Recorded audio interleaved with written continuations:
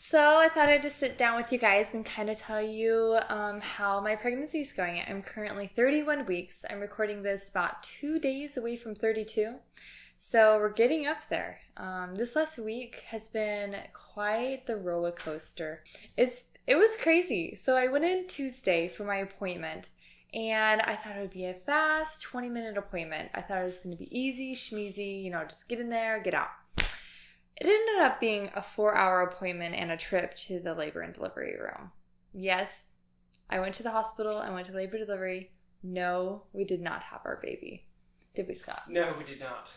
Okay, so I go into my visit. The doctor takes my blood pressure. It's low as always. I get on the table. Me and the doctor start talking. She measures my belly with her little measuring devices.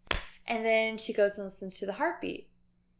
And she listens for a little while and keeps searching around and listens some more. And then she's like, okay.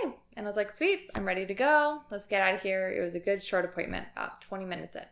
And then she's like, well, actually, I'm going to have you, is it okay if I hook you up to the monitor for a while? And at that point, I was like, what is going on? Is there something wrong with the baby? I'm pretty sure I heard the heartbeat, but I didn't hear like a super fast heartbeat either.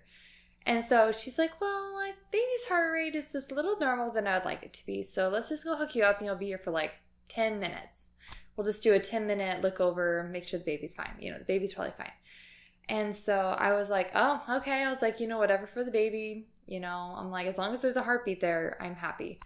So they take me over to the other room. They sit me down. They hook me up to all these little strappy straps on my belly.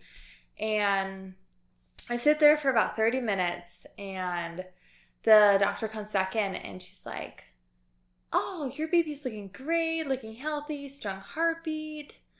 How about let's go over to labor and delivery and listen to it a little bit longer?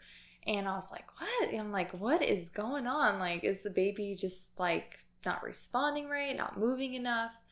I had really no idea, but she wanted to listen to the baby's heartbeat more. So I was like, okay. And at this point, it had been about an hour in the doctor's office. So I'm like, okay. So I leave the doctor's office and I head over to the labor and delivery over at the hospital. And while I'm walking over there, I call Scott, and he is the best husband in the world. He was able to find a babysitter for Catherine right away. And he was able to come over within probably 15 minutes of me calling. And I was just so grateful because I was so nervous at the time. Honestly, I didn't really know what was going on. I knew that the heartbeat had to be at least between 110 and 160. But, the heartbeat was around 130 when I watched it on the monitor. So I wasn't really sure exactly what and why this is happening. I was like, okay, let's go over. And so I got into the labor and delivery room and they hooked me up in this really small room and they said, this is the room we put women and that we don't want them to have their baby today. I'm like, well, I sure hope we're not having a baby today. Like, I didn't think that was even an option. And so once Scott shows up, he gets into the room and he comes sit down and he holds my hand. And the nurse is like, okay, we're just going to listen to, the baby for a while. We'll be out there just watching and you guys just chill out and we'll come in when we get what we need. I'm at the doctor's just making sure Rachel is okay. There's Rachel. Watching his little heartbeat on the monitor because apparently it went down to 100 in the doctor's office, but it has yet to really go down that far again. So, but this for precaution, I get to sit here for 3 hours and have the baby monitored. And I get to be a good husband and hold Rachel's hand the entire time. We dropped off Catherine at the Whites. Thank you, Whites. That was so nice of you guys. Hopefully she's okay. I bet she's screaming. I bet she's screaming.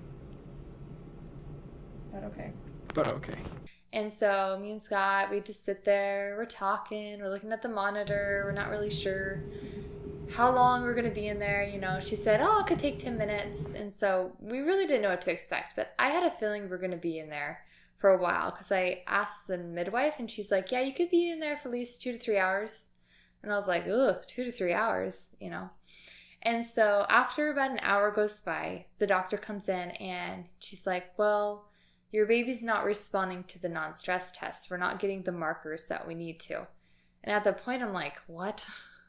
Are you serious? Like, is he not okay? I feel him moving. I feel him jumping. And she's like, well, we're just not getting exactly what we need. So we're going to have to send in the ultrasound tech to really see what is going on with your baby. So baby did not pass the 2 tests that he was supposed to for the stress test. So they're going to be giving me an ultrasound. So we'll probably be here for another hour or so. And at this point, me and Scott are kind of freaking out. We're kind of like excited, but nervous as heck. Scared. I'm freaking out because we still don't have a name at this point. We still don't have a name for our baby. She doesn't like the name Scott. And I personally do not prefer the name Scott at all. Yeah, I was just like, no, we can't have this baby. It's only 31 weeks. It's way too early. And she's like, oh, your baby's probably going to be fine. You just need to pass 8 tests. You just need to pass 8 markers on your ultrasound test, and you should be fine. If you don't pass more than 4, you're going to stay in the hospital with us, and if it's a 2, we're going to deliver the baby tonight. And I'm just like, what? And the baby was already having issues, and that's why they're doing the ultrasound, is because the baby didn't pass a non-stress test. So obviously they're going to be doing something. So we're hoping everything just goes good and we don't end up having a baby tonight. But if we do, it's because that's what's supposed to happen, I guess. The ultrasound tech comes in. He's like, okay, you guys, we have a half hour to make sure your baby does all the flip, tricks, and everything the baby needs to show us that he's doing okay. He needs to take at least 2 breaths, which could actually take up to a couple hours because he's at the point of development where he's breathing, but we don't know how consistently he's actually breathing. And that could be part of the problem. Maybe he's not breathing, getting enough oxygen, and that's why his heart rate was low. But at this point, the baby's heart rate was just fine, and he just didn't pass a non-stress test. But anyways, the ultrasound sits there, scans for a while. Scott and him chat about little boogie boards, little cars they grew up with, because the ultrasound tech, he was about Scott's age. They're about the same grade, age. And about 10 minutes into the scan, he's like, we're done. I'm like, what? We're done? Like, that was kind of fast. But I was like, either it's one or two things. Either there's something majorly wrong with the baby, because I didn't feel the baby move a ton when he was scanning, or everything's just fine. And I asked him, I was like, so is this a good thing or a bad thing? And he's like, well, I don't give results. I'm like, well, duh, but half the ultrasound texts that talk to me usually give me somewhat of a good yes or a good bad nod. I've never really had an ultrasound tech just be like, just gotta ask, you just gotta ask the doctor. I'm like, no. So we patiently waited after he left for the doctor to come in. And when the doctor came in, she was like, yay, your baby passed all eight points. So the baby passed all 4 tests and scored an 8. So you guys are good to go. And just like that, we just took off all our monitors and we left the hospital and our baby was fine. So baby got an 8 out of 8, which means Rachel gets to go home with me.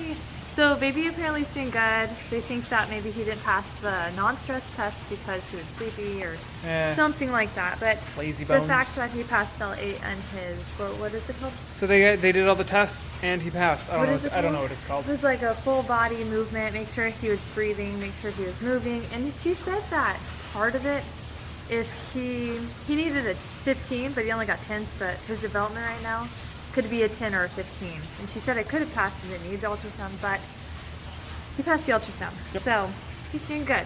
She's like, as long as he's moving and kicking at least, 10 times within an hour, come in if he's not and we'll look at you again.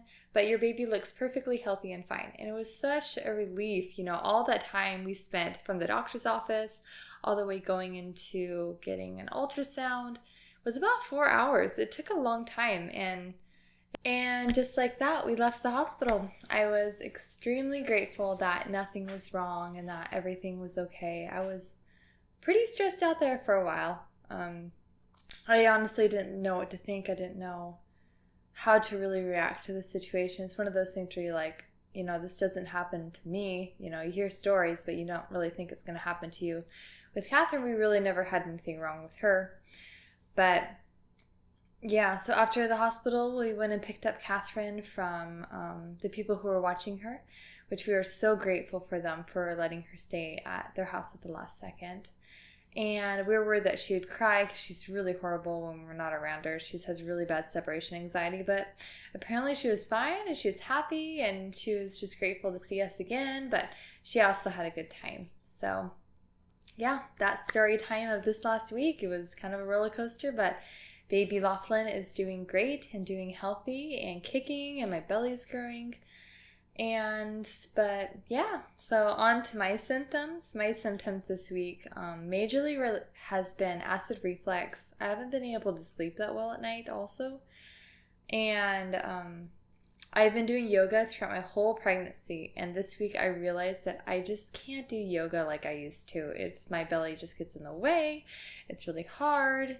And I've been losing a lot of energy to even do my yoga. Other than that, I've also been suffering from pretty bad mood swings. Like 1 minute I'll be super happy and the next I'll be really like down in the dumps, which is not fun. And it can be really hard to handle and maintain. And my poor husband, I feel so bad for him. But he's a trooper, and Scott really is really good to me. And I'm very, very like blessed with having a very good husband that loves me. Other than that, that is my 31 to 32 weeks pregnancy update, and I hope that you guys enjoyed this and you're having a great day. And I'll show you guys a bump shot of my belly so you guys can see exactly how big I'm getting. I'm getting huge, you guys. It's seriously an issue. It is an issue, but I'm grateful. I am grateful, and I haven't gotten any stretch marks yet. Pinkies crossed that I don't get any this pregnancy, but I'm not one to wear bikinis anyways, so it really doesn't matter, I guess. But yeah, so I hope you guys have a great day, and I'll see you later. Bye!